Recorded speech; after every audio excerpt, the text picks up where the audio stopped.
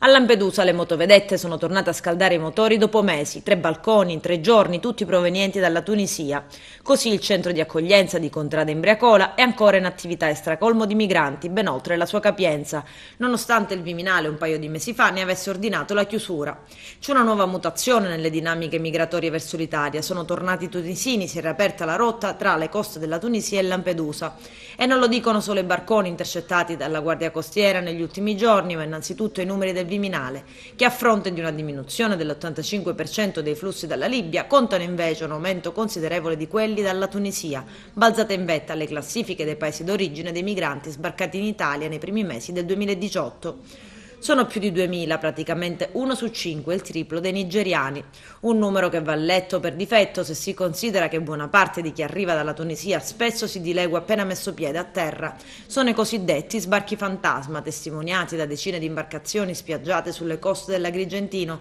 o filmate da cittadini e turisti mentre si allontanano dopo aver fatto scendere decine di migranti. Un fenomeno che preoccupa non poco, soprattutto per i ripetuti allarmi lanciati negli ultimi mesi dal ministro dell'Interno Marco Minniti sul rischio che su questi barconi, in special modo su quelli provenienti dalla Tunisia, possano trovare posto soggetti vicini al terrorismo islamico di ritorno dalla Siria.